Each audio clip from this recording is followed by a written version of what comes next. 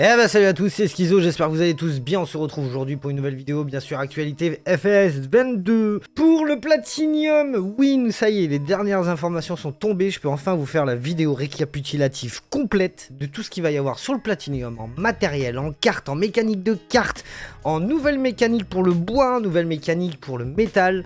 Vous allez voir, l'actualité est sympathique. C'est parti, let's go! On va débuter par tout simplement le dernier article qui est sorti. Le voyage vers la forêt de Silverrun est sur le point de commencer avant la sortie du Platinium et de l'édition. Dans quelques jours, le 15 novembre, il y aura beaucoup de nouveaux contenus à explorer, tout comme la nouvelle carte elle-même, avec ses points d'intérêt, découvrez-en quelques-uns.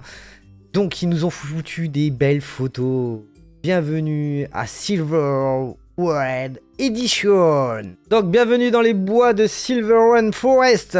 Bien sûr, nous aurons des forêts dans des terrains vallonnés, parfois difficiles d'accès, ce qui en fait l'environnement le plus atmosphérique et le plus luxuriant que nous avons fait jusqu'à présent. Non seulement la forêt de Silverrun est peuplée de plus de 20 000 arbres, mais innombrables ruisseaux serpentant à travers la forêt sur des crêtes de paysages montagneux, comme nous voyons juste ici, une photo formidable. Ils ont amélioré le côté atmosphérique aussi de farming, ce qui en donne tout simplement un environnement amélioré au niveau des visuels de saisonniers, et aussi au niveau des couleurs de l'herbe et des buissons changeant de manière plus authentique qu'auparavant. Dans le village, les 4 saisons seront plus présentes avec des feuilles d'automne ondulant dans les rues, de minuscules flaques d'eau apparaissant sur les routes, les jours de pluie. Donc ça c'est mignon parce que les jours de pluie, du coup on va avoir quelques flaques qui vont apparaître et c'est assez sympatoche. Et on voit que c'est super bien fait, hein. Alors la qualité est dégueulasse parce que c'est un GIF, mais franchement ça a l'air assez propre.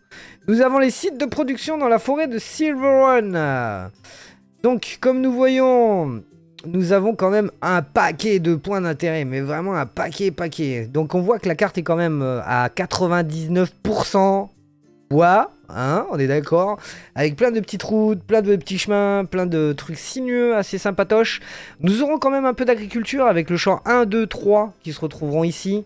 Alors je sais pas trop pourquoi ça va être fait, mais on regardera ça plus profondément. Une grosse zone pour la scierie et tout ça, là, avec bien sûr plein de points d'intérêt au milieu, que je vais vous faire découvrir tout simplement au fil de cette vidéo. Les nouveaux points de vente et les sites de production tournent principalement autour des ressources récoltées dans le bois. Nous avons déjà approfondi les nouvelles chaînes de production, les projets de construction, en particulier les montagnes russes et le chantier naval. Mais jetons un coup d'œil à d'autres entreprises et points d'intérêt dans Silverrun Forest. La mine de fer produira automatiquement du fer. Vous pouvez charger et transporter le fer, donc c'est celle-ci. Donc ça va être sympatoche. Ça c'est une nouvelle denrée du coup qui arrive. Et on va pouvoir extraire le fer directement. Et on va pouvoir gérer du coup directement un nouveau cycle de raffinerie, quoi, entre guillemets, hein, ça peut être sympa. À l'usine d'accessoires pour les animaux de compagnie, vous pouvez produire de nouveaux types, de nouveaux produits à vendre. Donc comme on voit sur cette photo-là, on aura quand même de la planche avec, je crois que c'est de la laine, hein, on est d'accord. On pourra peut-être faire, je sais pas, des oiseaux, des niches à oiseaux et tout ça. Des niches pour les chiens aussi, et ça c'est bien ça. La niche pour le chien, ça va être très bien, il va kiffer je pense. Naturel Pet Confort, c'est ça. La nouvelle usine de prod où on ramènera du bois, où on construira des petits abris. Il y a 2 séries, celle-ci est particulièrement amusante lorsque vous déchargez des bûches dans l'eau qui sont ensuite triées et traitées. Alors ça me fait rappeler un peu le système qu'on avait sur Fesbrun, si je me rappelle bien, si je veux pas dire de conneries, où tu balançais les bouts de bois dans la flotte en fait, c'était sur le 17, et ça venait les récupérer automatiquement par le lac en fait, et ça les remontait dans l'usine. Ça c'est une prod qui a été recyclée, ça qu'on connaît à l'époque. Ça c'est du connu. Et le téléphone, tu te calmes. Point de vente dans la forêt de Silverrun. Alors là, il y en a un paquet. Ah mon cochon, il va y avoir un paquet, mais ça donne un indice sur les nouvelles prods qu'il va y avoir, comme un peu, vous voyez, bon, planche meuble on connaît, les armoires, les tonneaux, alors ça je sais pas trop à quoi ça ressemble, mais peut-être qu'on va le découvrir plus tard. Les niches à oiseaux, des bols, des seaux, ça peut être le métal ça. Ah non, le métal il doit être là, donc ça doit être le bois en lui-même. Je sais pas, dites-moi en commentaire. Il va y avoir plein de nouvelles compositions qui va être assez intéressantes. Bien sûr il y aura des endroits habituels où aller, comme la station-service, le concessionnaire, la gare, l'un des points de vente les plus importants de Silverrun Forest, et le marché. Vous pouvez vendre presque n'importe quoi, donc ça reste les produits régionaux, normal comme d'habitude. Étant donné que le forestier est au centre de l'extension Platinum, il existe plusieurs arguments de vente pour gagner de l'argent avec toutes ces grumes récoltées, comme l'entrepôt de conteneurs, l'occasion idéale d'utiliser les nouveaux conteneurs maritimes. Ça, c'est une nouveauté qui pourrait... ça pourrait être marrant. Ça pourrait être très marrant. Il faudra voir comment on rentre le bois là-dedans. Voir si c'est pas trop buggé, en espérant que ça aille bien. Mais franchement, ça pourrait être super marrant. Explore Silver Forest ne consiste pas seulement à trouver l'endroit idéal pour l'exploitation forestière, rappel amical qu'il vaut mieux aussi reboiser au lieu simplement de tout prendre et créer l'espace pour de nouvelles entreprises si vous gardez les yeux ouverts. Il y a beaucoup à découvrir comme de nouveaux objets de collection qui seront exposés dans le musée local une fois que vous les aurez trouvés. Alors ça c'est super sympa ça. Ça c'est super sympa. Donc on aura plein de petits objets, je suppose, qui nous rapporteront de l'argent. Et qui nous permettront tout simplement de faire un musée à la fin, authentique et complet. Ça, je pense que ça va faire partie un peu du speedrun du démarrage. Et comme on voit, il y en a un paquet. Oui, alors pourquoi je parle de speedrun? Parce que, en fait, si vous voulez, en parlant avec certains collègues, on s'est retrouvé à dire que ça aurait été marrant, tout simplement, d'essayer de voir lequel qui va réussir à claquer la carte le plus rapidement possible. Donc ça tombe bien, nous on sera en live le 15 au soir, parce qu'on commencera ce défi-là au 15 au soir. On mettra un serveur à disposition avec 16 slots. Si vous voulez venir, bien sûr, c'est tout simplement dans la description, il y a le Discord. Vous rejoignez le Discord, vous pourrez venir avec nous en live. On sera sur Twitch à partir de 20h30, 21h, le 15 au soir. Partie ouverte pour tout le monde, je vous donnerai l'accès en direct en live. Et pour l'instant, on va continuer ces actualités. N'hésitez pas à vous abonner, à vous follow et à nous suivre. On fait plein d'actualités, surtout sur la nouvelle carte qu'on va bientôt sortir au mois de décembre. Spray et panneaux de marquage des arbres. Donc comme on avait vu dans les informations précédentes des vieilles news, on avait, voilà, vous expliquer pourquoi marquer. Alors je vais refaire en bref l'actualité parce que ça, alors je vous l'avais pas dit, mais on l'avait dit en live. Mais je vais vous le redonner les tips. Les bombes aérosols style de différentes couleurs vous permettent de marquer les arbres avec un ensemble de panneaux afin que vous et vos amis sachiez quoi faire, jetant un coup d'œil aux couleurs et aux symboles, ce qu'ils signifient. Étant donné que la signification des marques d'arbres n'est pas universelle et différente au niveau international, vous pourriez être en désaccord avec l'utilisation des couleurs et signes décrits ici. Ce n'est pas grave puisque vous utilisez les couleurs et les symboles comme bon vous semble. Si vous souhaitez les utiliser conformément aux préférences locales dans votre coin de pays, vous pourrez les rechercher en effectuant une recherche sur internet avec des requêtes basées sur votre emplacement. Ça veut dire qu'on pourra peut-être réécrire le code et dire qu'on pourra marquer les arbres comme on marquerait pour nous en France, quoi. Ça peut être très sympathique. Donc ça peut être sympa en plus de faire des marquages différents pour certains types d'usines. Ça pourrait être dans le RP des usines de prod, on pourrait dédier en fait certains symboles à dire ça va dans telle usine et ça va dans l'autre. Je trouve assez sympathique la méthode et assez marrante. C'est marrant qu'on propose plusieurs choix comme ça. Si vous êtes en désaccord, n'hésitez pas bien sûr à me le dire en commentaire. Vous pouvez changer la signe en appuyant sur les touches respectives attribuées, pointer sur l'arbre et appuyer sur le bouton pour appliquer le symbole choisi. On va passer à la suite pour la rupture hydraulique. Vous savez peut-être pas, mais il va y avoir des rochers avec des drapeaux dans la forêt de Silverrun. À quoi vont servir ces foutus rochers? Donc dans la forêt de Silverrun, vous pourrez tout simplement utiliser un marteau pneumatique pour détruire certains cailloux si vous avez décidé de reboiser ou tout simplement d'en faire des terrains agricoles. Voilà. Si vous devez faire un secteur agricole et que vous avez des cailloux au milieu, vous pourrez prendre tout simplement par exemple le Paladin SBF 750 qui va avec sa petite chargeuse et vous pourrez détruire tout simplement ces cailloux là. Voilà. Alors, j'étais un peu sceptique sur le problème, mais avancez jusqu'au rocher sur votre chemin et activez l'outil en dépliant, dirigez-le vers le rocher et déplacez le bras de votre chargeur compact dans le rocher jusqu'à qu'il disparaisse petit à petit. Donc en fait, si vous voulez, on va taper dedans, ça va faire des gravats, vous allez les ramasser et ramener au concasseur. Je pense que c'est un peu l'idée de base. Bon, c'est un gameplay rajouté, je suis pas sûr qu'on le fasse tous.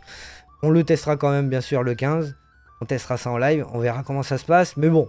C'est toujours mignon de rajouter une petite fonctionnalité. Le transport de bois avec les treuils, les containers. Alors ça, c'était une nouveauté qui m'a intrigué. Ça me rappelait les modes qu'on avait sur FS17 avec FS19 aussi, avec les tabliers de bois et tout ça, qui étaient super pratiques pour faire du bois. Et du coup, ils nous ont remis les matériels. Et franchement, c'est vachement intéressant parce que alors, ça marchait super bien à l'époque, en espérant que ça marche aussi bien aujourd'hui. Mais on avait toujours les grues avec les tabliers où on accrochait les câbles, où ça nous permettait d'accrocher 5, 10 arbres, 15 arbres derrière, suivant la puissance du tracteur que tu avais devant. Et ça te permet de promener vraiment les grumes. Et c'était assez sympatoche. Ce qui me fait redire que le système comme ça, là, tout simplement de tyrolienne, ça va être un truc de taré. Parce que le système de tyrolienne où on promène le bois comme en vrai dans les exploitations agricoles, je pense que ça pourrait être un gameplay vraiment fun. Et à voir comment ça se déploie, comment ça fonctionne. Je crois que c'est le premier truc sur lequel je vais pouvoir me jeter. Ça va être là-dessus. Et je pense que ça va être marrant de découvrir ça. Donc on a un nouveau système de containers comme on voit sur la photo là. On va pouvoir remplir les grumes dans les containers. Alors ça c'est ce qui m'inquiète le plus. Hein. Donc normalement il y a une correction de bois qui a été faite. Donc normalement ça doit fonctionner beaucoup mieux. Donc on aura plusieurs types de containers. Donc on aura du 12 mètres, du 9 mètres et du 6 mètres de long. Donc ce qui n'est pas dégueulasse, mais j'ai vraiment peur avec ce système-là. Mais bon, on verra comment ça se passe. Et on pourra les charger dans le train. Voilà, le train qui acceptera les charges containers du coup. Et qui nous permettra tout simplement d'aller vendre des grumes par train en mode container. Donc le platinium et ses récoltes améliorées. Donc nous allons avoir des nouvelles espèces d'arbres en fait si vous voulez. Donc un séquoia, les Pandoreza Pine. Et toi je t'ai dit de te calmer. Les Logdopole Pine. Donc des nouvelles textures d'arbres, voilà, plus ou moins grosses. Il faudra faire gaffe au diamètre avec certaines machines. Ça ne passera pas, par exemple, pour le Sequoia. Je suis pas sûr il faudra faire gaffe. Il n'est pas sûr que toutes les machines le prennent. Planter plus d'arbres que jamais. Nous aurons bien sûr une nouvelle planteuse. Planteuse pour planter les arbres. Vous vous rappelez la vieille planteuse de ouf là qui nous faisait... qui nous rendait fous à 3 km/h. Du coup, on va en avoir une autre qu'on pourra accrocher au Volvo. Bien sûr, ce DLC va avec le DLC Volvo que je vais vous présenter juste après, avec tout son matériel. Donc là, vous voyez, on peut charger les plants. Après, on pourra replanter avec ces machines-là. En récolteuse d'arbres, comme vous voyez, vous aurez l'Hannibal, le Volvo EC 250, vous aurez le Volvo EC 380, vous aurez la Komatsu et une autre Komatsu chenillard en 4 roues. Vous aurez aussi une autre Volvo, aussi plusieurs têtes avec la Volvo 380 DL. Vous aurez bien sûr le système de coupe, le broyeur avec la pince log et bien sûr la planteuse. Vous voyez à quel point le mouvement de la tête de l'abattage est-il flexible pour rendre le contrôle des têtes d'abattage le plus agile possible. Vous pouvez désormais incliner la tête à votre abatteuse, non seulement pour couper les arbres, mais aussi pour les attraper au sol. Ça c'est sympa. Ça c'est sympa de pouvoir les rattraper au sol parce que c'était le gros problème à l'époque. Saisir automatiquement un arbre est également plus facile maintenant. Un anneau jaune apparaît autour de la souche d'arbre à proximité immédiate, de sorte que vous savez toujours quel arbre vous visez actuellement dans les bois de danse de Silverwood Forest. Dès qu'il devient vert, la moissonneuse est prête à l'action. Donc je suppose que la batteuse, c'est une histoire de traduction, mais est prête à l'action, d'accord. Si vous attrapez plus d'un arbre, vous le pouvez avec la batteuse John Deere Feller. La Busher 843 L2, la tête d'abattage à scie à disque FD55. Jetez un coup d'œil à cette bête. Alors ça, c'est une machine que je vais kiffer. Donc bien sûr, dans ce DLC, vous allez avoir plusieurs véhicules qui vont popper. Des véhicules qui sont autant légendaires que extraordinaires. Et autant qui va être magnifique de pouvoir les prendre en carrière, que ce soit en agricole ou bien sûr pour votre carrière bois qui va bientôt arriver. Parce que je suppose qu'on va un peu tout switcher sur le bois pour essayer de découvrir cette nouvelle carte. Désolé pour ceux qui n'aimeraient pas le bois et qui ne voudraient pas du tout en faire. Ne vous inquiétez pas, le Platinium peut toujours vous rendre service avec de nouveaux camions comme vous voyez actuellement. Des Volvo F16 Globetrotter, le légendaire, le FH16 qui va être juste magnifique. Un Volvo VNX 300 museau qui est énorme pour vos parties agricoles. Vous allez avoir le BM2653 qui est juste magnifique, avec bien sûr pour détails techniques 140 chevaux, donc pour vos petits tracteurs de vallée de ferme ça peut être sympa, ou pour démarrer une nouvelle partie, une nouvelle carrière sur une nouvelle map, partir de zéro, hein. Je fais un petit clin d'œil à celle de la Crew Farm qui commencera au mois de décembre sur YouTube, ou même peut-être avant. Vous aurez bien sûr la Komatsu, 2 abatteuses de chez Komatsu, de chez Apex. Vous aurez la John Deere aussi, vous aurez un autre John Deere assez magnifique. Le John Deere à 281 chevaux, vous pouvez tirer les logs derrière en fait, vous accrocherez, enfin les bouts de bois, vous accrocherez, vous aurez une grosse pince pour prendre les machineries et tout emmener dans le bois, ça va être magnifique. Franchement, ça va être magnifique. Vous aurez 2 Volvo qui vous serviront pour pince, mais avec bien sûr quelques outillages en plus. Vous aurez comme la Buffalo, mais en Volvo, voilà, la SM 462.